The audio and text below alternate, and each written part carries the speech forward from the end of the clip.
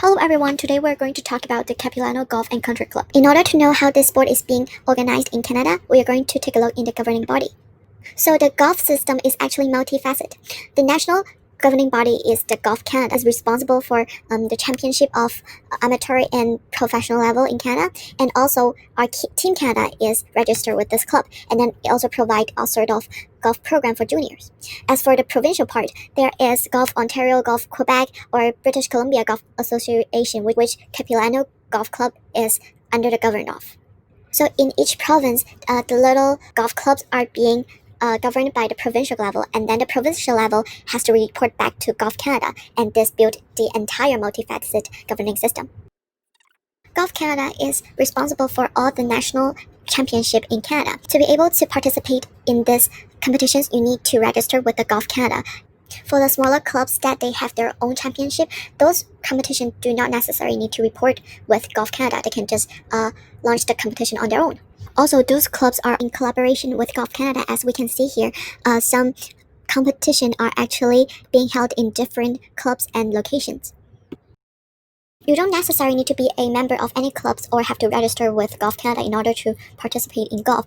For some clubs which are open to public, people can just go there and then play. But for some private club, most of them would require registration of the participants.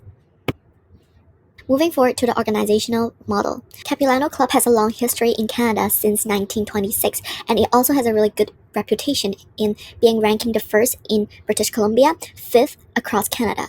And it is a private provider of training and service. They have private lessons, people can use their facilities, and they also held some sport events and championships for their members to participate in. Also, they provide service for all level participants from junior to senior. To discuss further, let's move into the sector model. So the sector model suggested that the Capilano Club is sitting within the commercial sport organization category. For the Bell and Robinson model, we are going to talk about the position of this organization. So the club is actually being governed under the managerial system, which suggests that the president of the club do not have any other job title, and also they have over 50 paid staff, so they do need a more advanced system to govern the performance of the club. And both studies suggested that when the board members are active and engage collectively with the others, inferior manager, they would form a more collaborative governance of the board. Since we can both see David Alsop and Nick Wright as the chair, but they are also having their job titles as the Green Community Leader and House Committee Leader. So their contribution would actually help to promote the decision of the governance board. As to discuss their position in the industry, there are 7 features that we look at, and we will discuss further details later. Moving to the third aspect, macroeconomic analysis. So first, we're going to talk about the political aspect, which is considered unfavorable.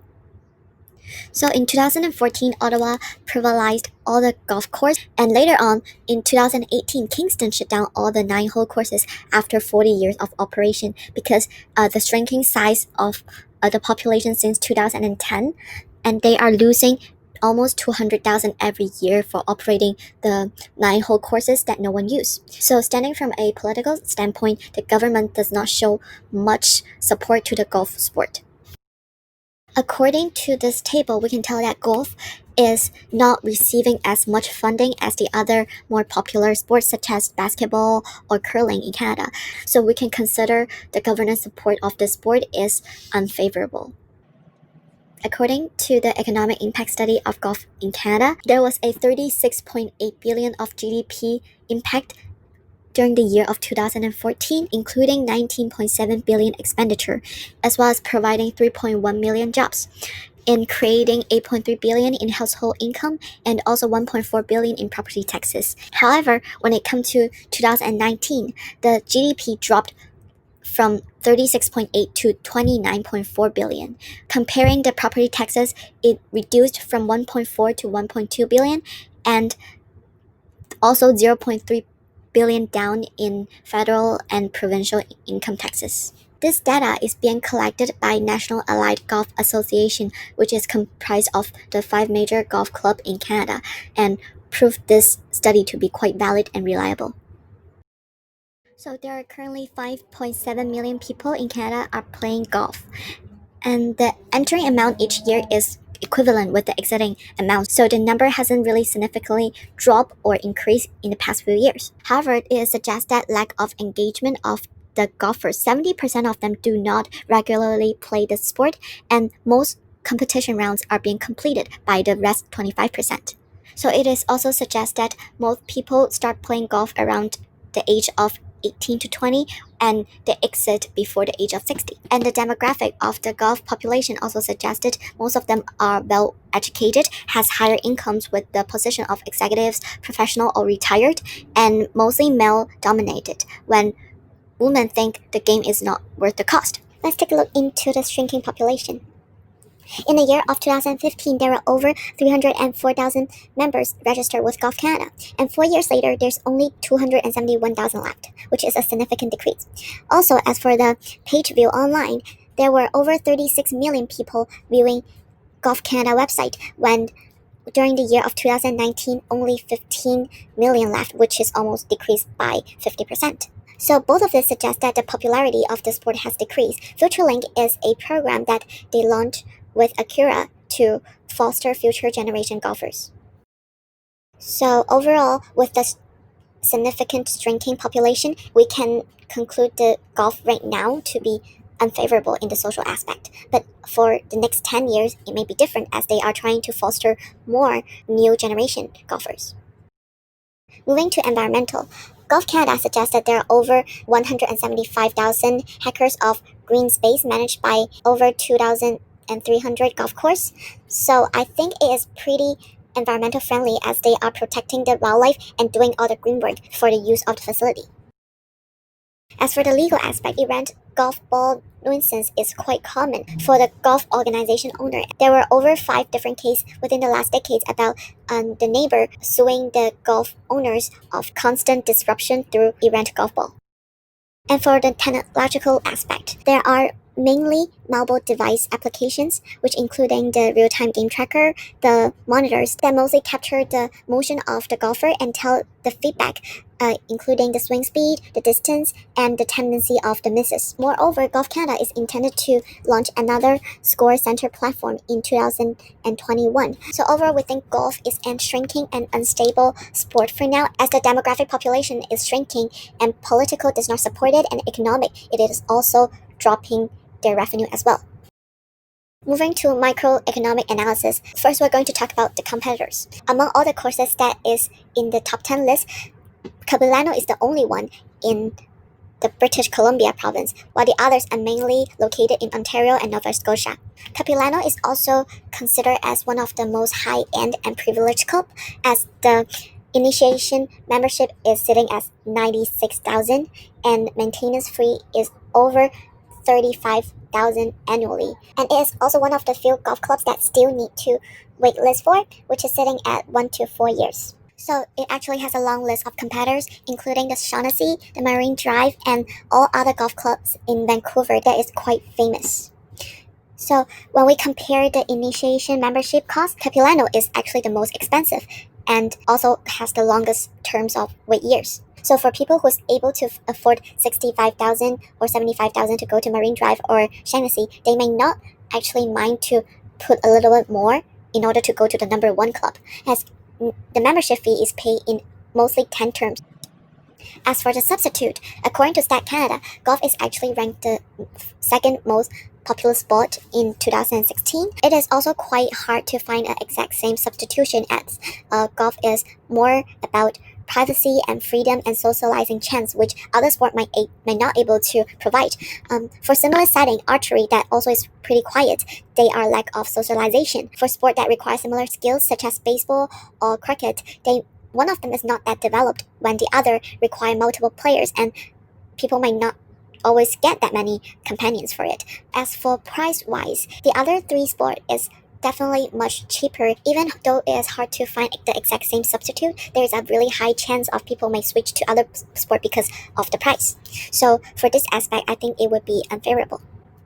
Moving to threats or new entrants, it is almost zero, as Capilano has already built its long-last reputation since for almost 100 years. The fame cannot be replicated. For new entrants, it would take them a really long time in order to get to the same level as Capilano.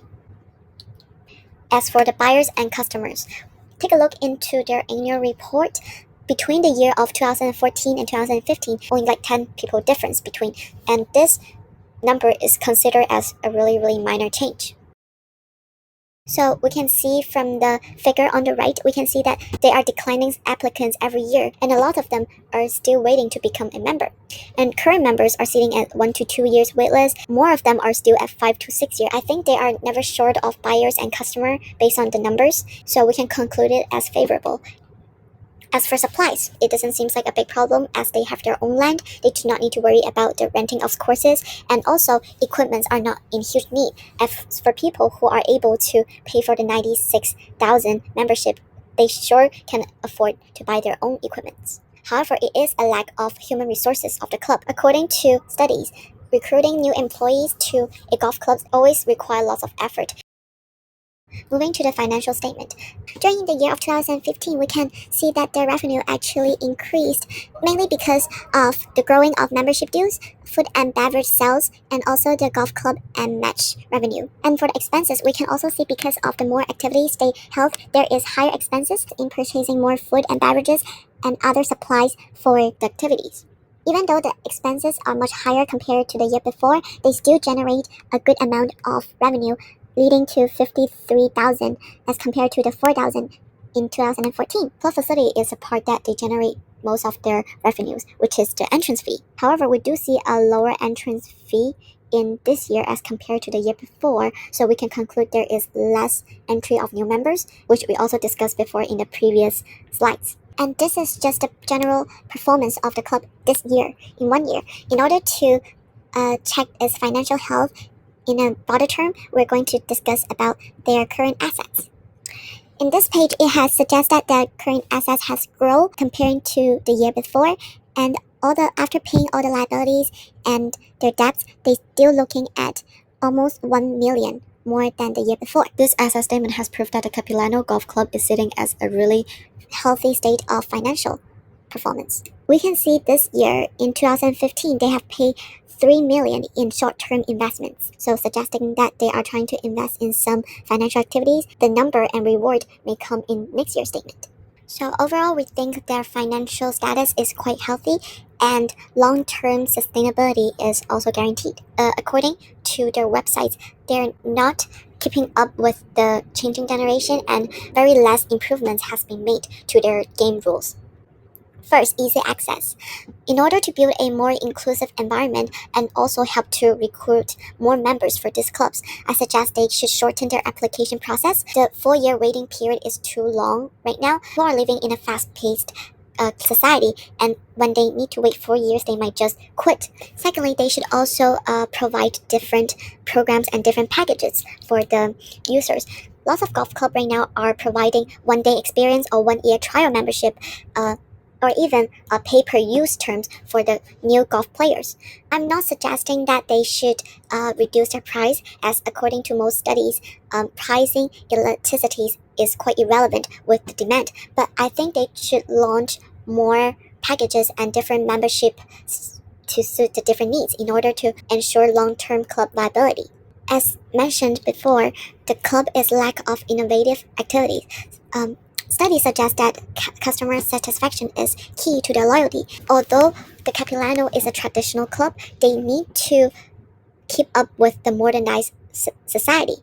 Lots of golf clubs right now are lowering their standard of other than just playing 18 holes and 9 holes. They have shorter games and more simplified rules for recreational player, and I suggested the Capilano to do the same. With technology so developed nowadays, they also should ban the rules of limited cell phone use on course property.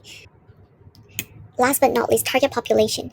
Aging membership is very common in the golf club. There is 2 options for them. Either they should collaborate with school and join the future links to do more marketing and promote the club, or they should provide subsidy for elite seat players. All 3 recommendations has been made to mainly surround 3 key ideas, which is easier access and more innovative ideas and change of target population. Overall, the Capilano is still a historical and very top class club, and I hope you enjoyed this share. Thank you.